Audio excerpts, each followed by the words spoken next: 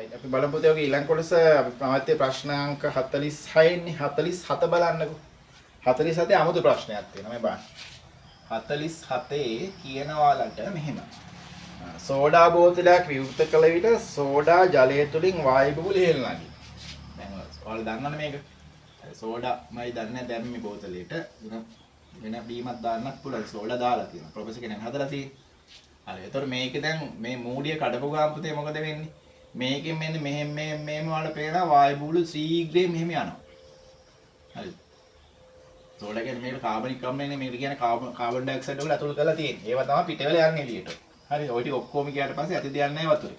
හරි. ඒතකොට සාමාන්‍ය ජලය බවට පත් වෙනවා. ඒතකොට කියන්නේ මොකද්ද? ඉහළ නැගී සියලු වායු බුබුළු ආරම්භක තොරණ ඒලි.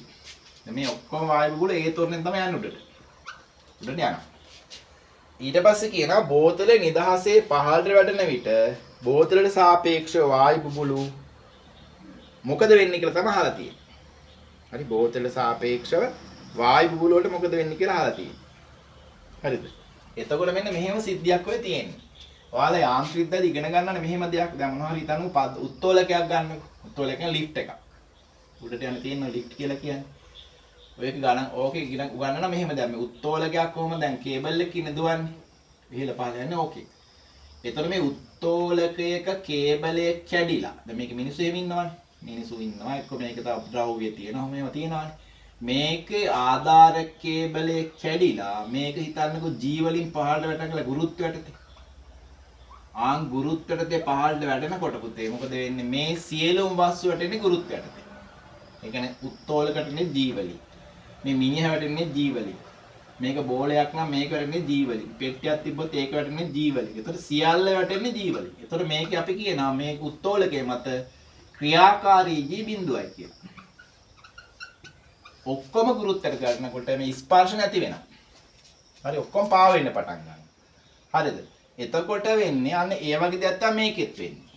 මේක දැන් මූලිය කඩලා මූලිය කඩලා නිකන් තිබ්බාම මේ වායු බුබුළු ඉහළට යන ජීව ඒතරනේ. මේ බෝතලේ වැටුනොත් එහෙම ගුරුත්වයට තේ මොකද වෙන්නේ? මේ සියල්ල ඔතනම නවතිනවා. වැටලි වෙරනවා.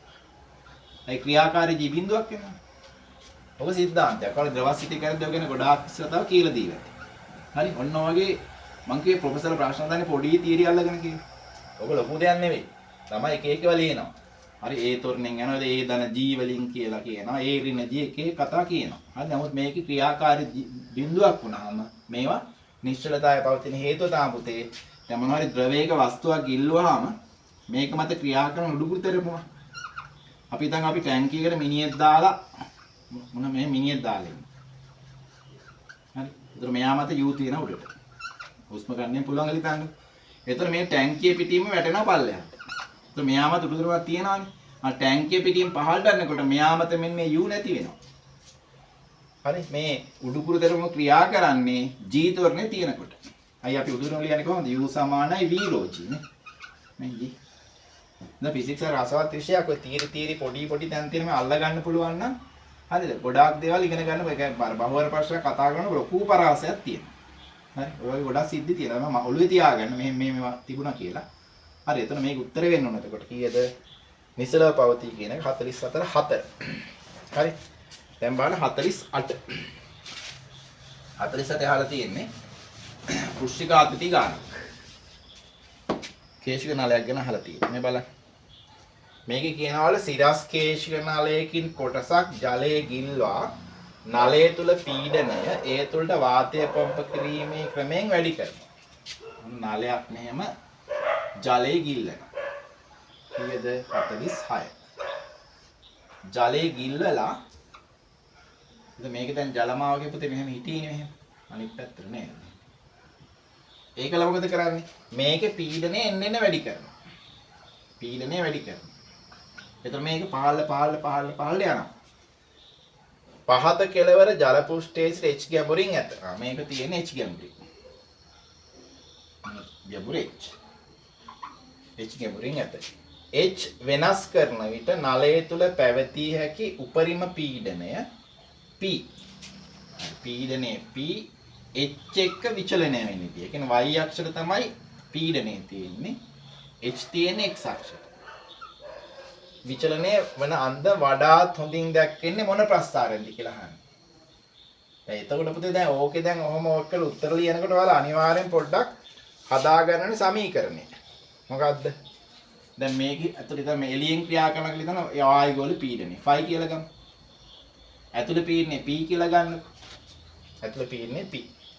එතකොට ගානේ කියලා තියෙනවා නලයේ පහත කියලා ජල පෘෂ්ඨයේ h ගැඹුරින් ඇත. එතකොට මෙතන තමයි h ගැඹුර මේ ලක්ෂ්‍ය තමයි h ගැඹුරින් තියෙන ලක්ෂ්‍ය. එතකොට මේකේ ලියන්න පුළුවන් පීඩනය මෙහෙම. වල මොකක්ද ලියන්න පුළුවන්? ඔය නලය තුල පීඩනය ලියන්න පුළුවන්. නලය අර r කියලා ගමු අපි. හරි. මෙතන පීඩන මේක p නේ. මෙතන ද්‍රවමාවකයක් තියෙනවා.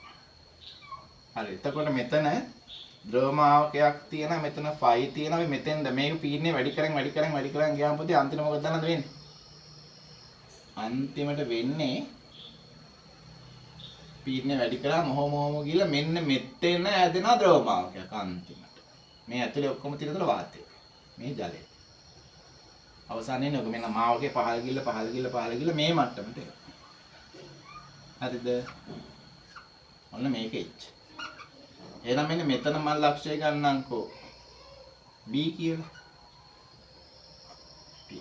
මෙතන පීඩනය ගන්නකො P 1යි කියලා. මට මේක ලියන්න පුළුවන් මාවකයක් තුල පීඩනය වැඩිනේ. පීරින P1 සමාන වෙනවා 2t යට r කියලා ලියලා තියෙන මේ සම්බන්ධ පෘෂ්ඨකාරකති. අර මේ r කියන්නේ මේ මාවකයේ r. හරිද?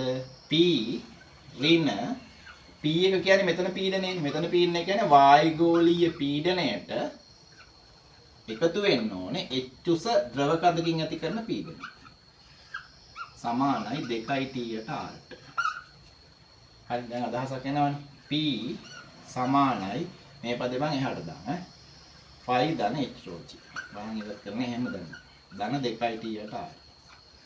හරි මේක හදා ගන්නවා P සමානයි ρg h ධන ෆයි ධන 2t යට r. මෙතන මොකක්ද? y සමානයි m x ධන c. ඔන්න සමීකරණයේ ආකාරය. නැතෝ ප්‍රස්ථාරයේ හැඩය හොයන්න බෑ පුතේ. y සමාන mx ධන c. එහෙනම් උත්තරේ වෙන්න ඕනේ කීයද? උත්තරේ වෙන්න ඕනේ 3 වෙනි උත්තරේ. ප්‍රස්ථාරයෙන් දාම ඉන්නේ. ප්‍රස්ථාරයෙන් දාම ඉන්නේ. p සහ h අතර. මේ ප්‍රස්ථාරනේ ධන අන්තකණ්ඩයක් තියෙන ධන අනුක්‍රමයක් තියෙන හැඩයක්. හරි. අන්නතර 40 උත්තරේ 3. හරි. right. 47 නේ 48 ඔය හැදි. 49 බලන්න. 49 වලට කියන මෙන්න මෙහෙම එකක්. ඩොප්ලර් ගානක් තියෙන්නේ. 49. මේ ඩොප්ලර් ගානේ වලට කියනවා නලාව නාද කරමින් ඒකාකාරයෙන් ගමන් කරන දුම්රියක් නිශ්චල නිරීක්ෂකව බහු කරනවා. ඔන්න මේ වගේ දුම්රියක් යනවා. හරි දුම්රියක් යනවා නිශ්චල නිරීක්ෂකයේ පහු කරගෙන. හරි. ඒක නිරීක්ෂකයා නිශ්චලයි. මේ ප්‍රභවය. වේගය vs කියලා ගමු. මේ නිරීක්ෂකයා. එතකොට දුම්රිය නිරීක්ෂකයා පසු කිරීමට පෙර සහ පසුව ඔහුට ඇසෙන සංඛ්‍යා අතර අනුපාතය. දැන් මුල් අවස්ථාවේ මොකද වෙන්නේ? දුම්රිය නිරීක්ෂකයා වෙත යනවා. ඒතර සංඛ්‍යාත f1යි නම් එතකොට මේ පහු කරාම එන සංඛ්‍යාත f2යි නම් ලං වෙනකොට සංඛ්‍යාතේ වැඩි ඉවත් වෙනවට වඩා. හරි. ඒතර දීලා තියෙන ඔයාලට f1ට f2 6ට 5යි. හරිද මේක වැඩි වෙන්න එපා. එහෙනම් f1ට f2 6 බෙදීම 5යි.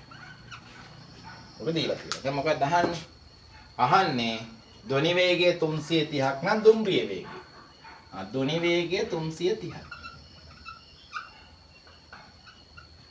හරි දුම්රිය ගමන් කරන වේගය vs තමයි අහන්නේ. දැන් මෙතන මොකක්ද වෙන්නේ නේද?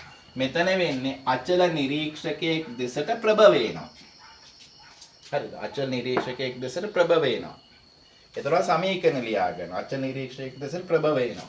එහෙනම් මොකක්ද වෙන්නේ? f dash සමානයි හරිද? v යට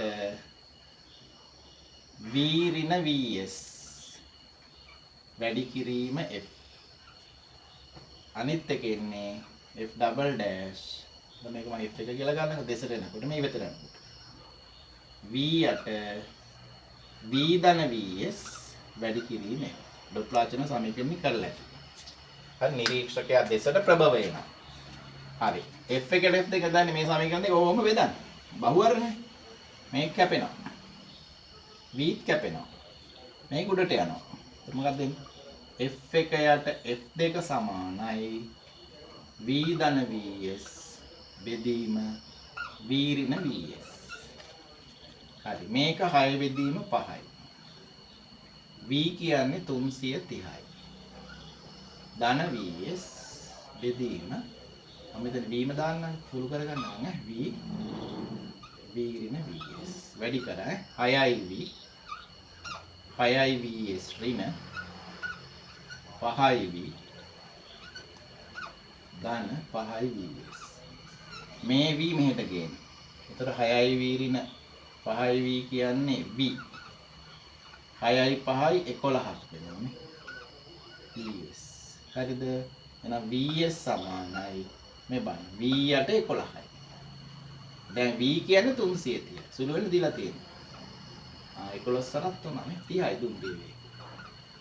ඒවා හරි උත්තර එනකොට ලස්සන තීරික දන්න පුතේ ලස්සන හදාන් ගියාගේ ආදරෙන් ගණන් හදන්න. හරි? නිකන් පරවගෙන හදන්න එපා. v 30යි. උත්තරේ වෙන්නේ පස්වෙනි එක. පස්වෙනි. මේ සමීකරණ ඩොප්ලර්කින් මේක හැදුවට පස්සේ අනිත් ගණන් ටික ඩක් ගාලා බලා ගන්න. ඩොප්ලර් තව සමීකරණ දෙකයි තියෙන්නේ. මේ වගේම දෙකයි කියන්නේ නිරීක්ෂක චලන දෙකයි දෙන්නම චලන දෙකයි. ඔක්කොම 6යි තියෙන්නේ. තුනක් මතක තියාගන්න ලේසි. අන්තිම එක බලන්න. අන්තිම බලන්න. අන්තිම තියෙන පුතේ ලේසි ප්‍රශ්නයක් තියෙනවා. හරි? ඉලෙක්ට්‍රොනික්ස් ගේට් ප්‍රශ්නයක් තියෙන්නේ. මේක සාමාන්‍යයෙන් දෙන්න ඕනේ සාමාන්‍යයෙන් 50ට නෙවෙයි මුලදී දෙන්න ඕන ගානක් ලේසි එකක් තිබ්බා. හරි? මෙන්න තියෙනවා C. මෙතන B තියෙනවා නොට් එකක් දාලා. මෙතන තියෙනවා O ගේට් එකක්. මේක F.